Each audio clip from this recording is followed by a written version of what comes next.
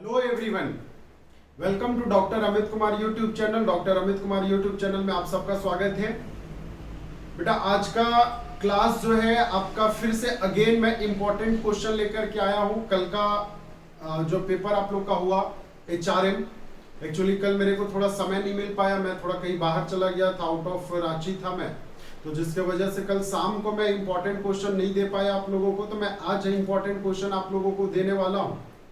अभी आपको 12 बजे तक इंपॉर्टेंट क्वेश्चन मिल जाएगा। तो आपका नेक्स्ट जो पेपर है वो मैक्रो इकोनॉमिक्स का पेपर बच गया है और एक पेपर बच गया है आपका मॉनेटरी इकोनॉमिक्स का। तो आपके पास दो पेपर्स है मॉनेटरी इकोनॉमिक्स का। ऑलरेडी मैंने आप लोगों को इंपॉर्टेंट क्वेश्चन यूट्यूब चैनल में अपलोड कर रखा है, तो आप वहां से देख सकते हैं। एक पेपर जो बचा हुआ है मैक्रो इकोनॉमिक्स का, उसका यूट्यूब में मैंने अभी तक अपलोड नहीं किया है, तो मैं उससे रिलेटेड इंपॉर्टेंट क्वेश्चन बनाने जा रहा हूं। एक बात मैंने बता दिया कि पिछले बार जो कल की जो एग्जाम हुई HRM, उसमें मैंने देखा सिर्फ एक क्वेश्चन मैच नहीं किया, वो क्वेश्चन नंबर 8 था। जो मेरा जो इंपॉर्टेंट गेस किया हुआ था उससे सिर्फ एक ही क्वेश्चन नहीं मैच किया, बाकी जितने भी क्वेश्चंस आए सब मेरे इंपॉर्टेंट दिए हुए क्वेश्चन थे। तो आप जो मैक्रो इकोनॉमिक्स का, इसका भी मैंने लगभग 12 से 15 क्वेश्चंस बना रखे हैं, तो 12 से 15 क्वेश्चन जो है आप इसको भी थ्रो आउट करेंगे तो आपका एग्जाम काफी अच्छा जाएगा, परसेंटेज काफी अच्छे आएंगे। और आज का परसेंटेज आपका कल का फ्यूचर डिसाइड करता है, तो इसलिए हम लोग नॉलेज के लिए भी पढ़ेंगे, परसेंटेज के लिए भी पढ़ेंगे, दोनों के लिए पढ़ेंगे।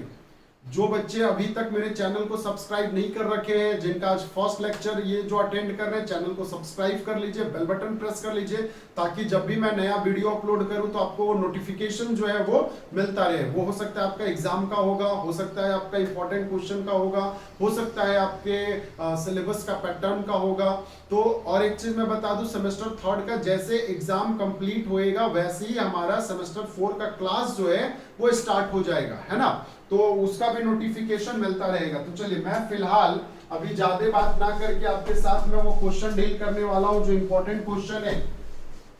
कल संडे है, आज सैटरडे है, तो आज आराम से आप लोग के पास 2-3 दिन का समय है। आप आराम से ये पेपर को आप कवर अप कर सकते हैं। जब पेपर का नाम है मैक्रो इकोनॉमिक्स, ये आपका जनरल पेपर है, ये कोर पेपर नहीं है। मैक्रो इकोनॉमिक्स ये आपका जनरल पेपर है। तो मैक्रो इकोनॉमिक्स का वेरी वेरी इंपॉर्टेंट क्वेश्चन, कुछ इंपॉर्टेंट क्वेश्चन मैं डिस्कस करने जा रहा हूं, जिसमें पहला क्वेश्चन जो है, पहला जो क्वेश्चन है जो मैंने बना रखा है यहां पे, define macro economics. Macro economics क्या होता है? Define macro economics. Macro economics क्या होता है, इसको डिफाइन करिए। What are the various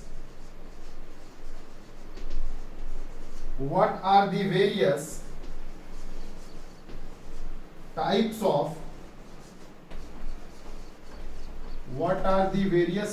of macro economics. Macro economics के क्या कितने तरह के अलग अलग टाइप्स होते हैं उसको डिफाइन करना है। डिस्कस देयर यूजफुलनेस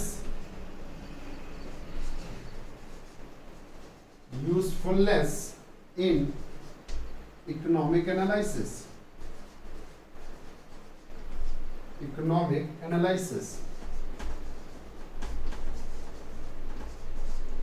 तो बेटा यहां पे एक क्वेश्चन तो सीधा सा बनता है आपका, डिफाइन इकोनॉमिक्स, मैक्रो इकोनॉमिक्स क्या होता है। देन इसके बाद what are its various types, इसके विभिन्न प्रकार के जो एक मैक्रो इकोनॉमिक्स है वो क्या है, और इसका इकोनॉमिक एनालिसिस में क्या इसका यूजफुलनेस है, क्या इसका प्रयोग में है, वो चीज उपयोगिता क्या है, वो चीज को डिफाइन करने बोल रखा है। आगे बात समझ में, पहला क्वेश्चन तो आपका क्लियर हो गया। पहला क्वेश्चन में आपको कहीं से किसी भी तरह का कोई दिक्कत नहीं आनी चाहिए। दूसरा क्वेश्चन है आपका, डिफाइन नेशनल इनकम, राष्ट्रीय आय डिफाइन राष्ट्रीय आय, नेशनल इनकम क्या होता है, इसके बारे में आपको बताना है। Then what are the different method, what are the different methods to measure it,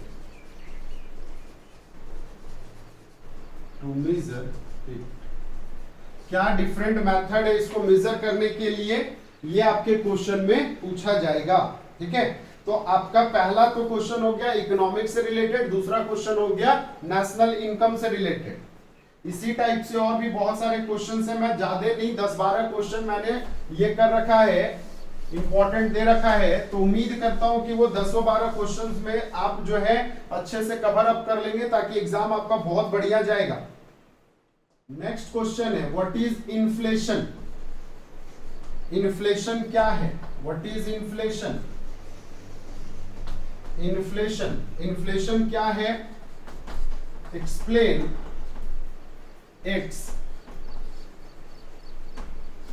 explain its causes of rising and falling, इसका क्या राइजिंग और क्या फॉलिंग है, ये चीज आपको एक्सप्लेन करनी है। ठीक है ना। नेक्स्ट क्वेश्चन डिराइव, ये तो बहुत इंपॉर्टेंट क्वेश्चन है, ये क्वेश्चन बहुत इंपॉर्टेंट है।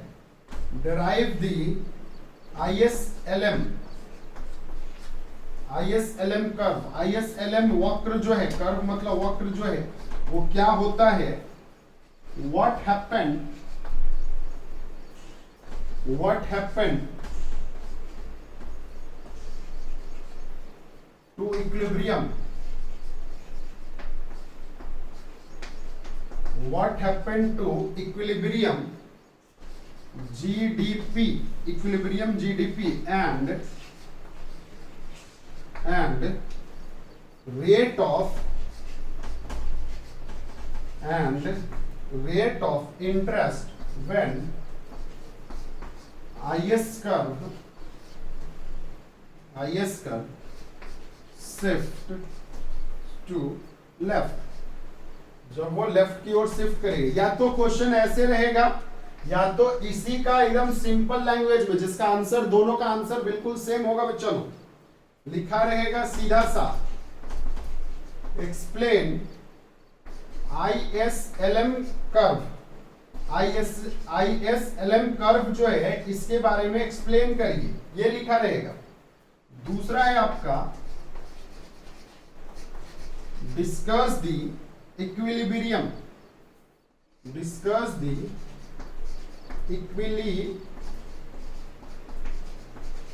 equilibrium with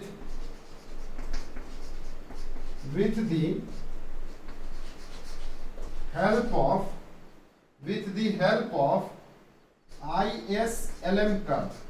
दोनों का आंसर ना कहीं पे कोई चेंजेस नहीं होगा, दोनों का आंसर सेम होगा। ठीक है ना। ISLM कर्व क्या है और इसका आपको इक्विलिब्रियम आपको एक्सप्लेन करने हैं ISLM कर्व से। ठीक है ना। तो ये तो हो गया आपका चार क्वेश्चन, चौथा क्वेश्चन हो गया। पांचवा क्वेश्चन मैं बता रहा हूं, ध्यान से सुनना। क्वेश्चन नंबर 5 है define money supply. Define money supply. Money supply बेटा क्या है, ये चीज डिफाइन करना है। नेक्स्ट है व्हाट आर इट्स डिस्ट्रीब्यूशन। इसका डिस्ट्रीब्यूशन क्या है, मनी सप्लाई का डिस्ट्रीब्यूशन, ये आपको दिखाना है। Question number 6 what define monetary policy. याद करिए आप लोग को monetary policy and fiscal policy पढ़ाया गया होगा। डिफाइन मॉनेटरी पॉलिसी, आपका मॉनेटरी पॉलिसी जो है वो क्या है वो डिफाइन करना है। देन इसके बाद what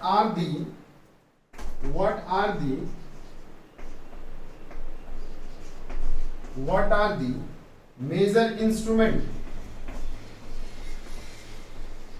What are the major instrument of monetary policy? Monetary policy. What are the major instrument of monetary policy? Next question number 7. Define fiscal policy. आपको क्या करने है बताना, फिस्कल पॉलिसी क्या होता है ये डिफाइन करना है. Fiscal policy. अच्छा, फिस्कल पॉलिसी में साफ साफ क्वेश्चन में ये भी लिख रखा है, discuss the relative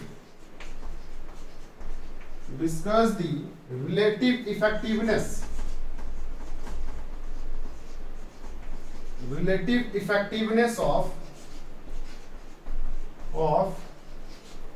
fiscal policy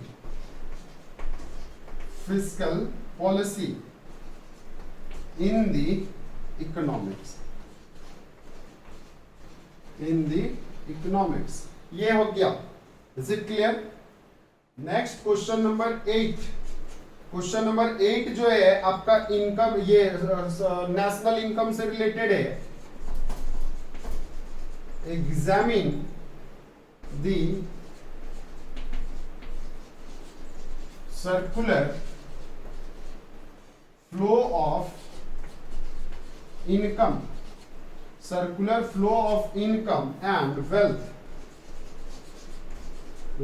in economy में सर्कुलर फ्लो ऑफ इनकम जो है वो क्या होता है, वो चीज को आपको देखना है यहाँ पे. Is it clear? तो ये कॉन्सेप्ट तो हो गया. एग्जाम्पल क्वेश्चन नंबर 8 तक लिखते जाना, और ये सब को जो है आप जो है अच्छे से इसको क्वेश्चन का आंसर तैयार करेंगे, है ना, ताकि आपका इजी वे में जो है एग्जाम में चला जाए. Question number 9. Question number 9. What do you mean by unemployment? What do you mean by unemployment? Unemployment क्या होता है? बेरोजगारी. Unemployment क्या होता है? Explain its nature. इसके natures क्या है? Explain its nature. इसके nature क्या है? And also discuss its various types. इसके अलग अलग विभिन्न प्रकार क्या होते हैं ये आपको डिस्कस करना है. देन इसके बाद what is supply of money. What is supply of money? What is supply of money? Supply of money क्या है? Discuss its various components. इसके different components क्या है supply of money का? ये भी क्वेश्चन में पूछे जाते हैं. या तो फिर एक और क्वेश्चन है 11 नंबर का Explain flip curves in detail. Explain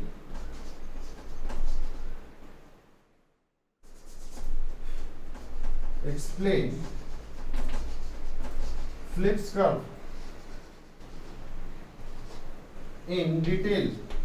आपको फ्लिप कर्व जो है वो डिटेल में एक्सप्लेन करने, या तो इसके जगह में दूसरा क्वेश्चन भी पूछा जा सकता है, और वो क्वेश्चन होगा कुछ इस टाइप से, इन्फ्लेशन वाले चैप्टर से रिलेटेड होगा.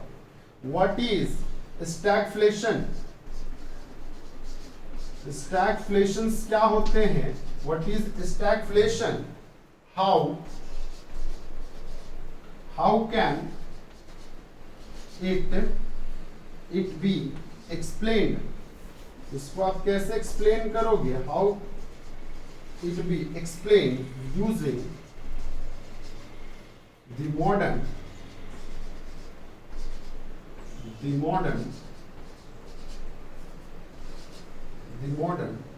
flips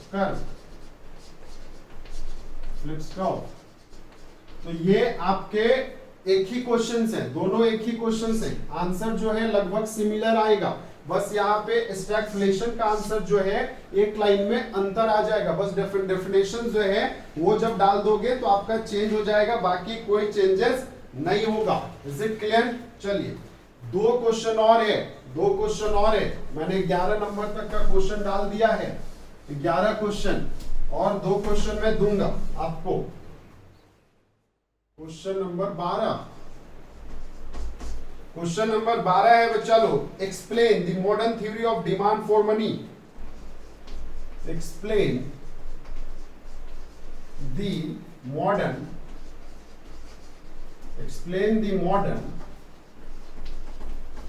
explain the modern theory of demand for money। ये क्वेश्चन आ गया। और लास्ट में है क्वेश्चन नंबर 13। लास्ट जो क्वेश्चन है वो मैं बता देता हूं। What is aggregate demand? Aggregate demand क्या है?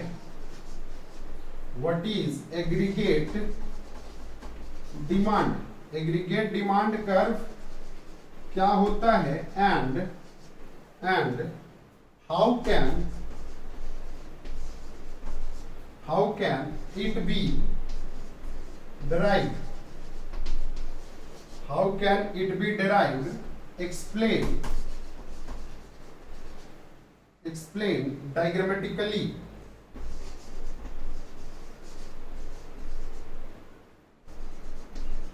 Explain diagrammatically the changes in aggregate demand curve।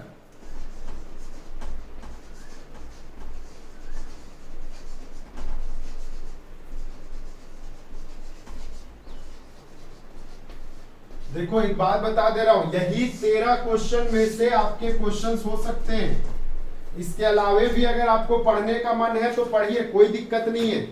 लेकिन एक बात मैं आप सभी बच्चों को साफ साफ कह देना चाहता हूं, क्योंकि मेरे को जब एग्जाम हुआ है शाम को लगभग, मैं कल भी जो है 50 से 60 कॉल अटेंड किया हूं।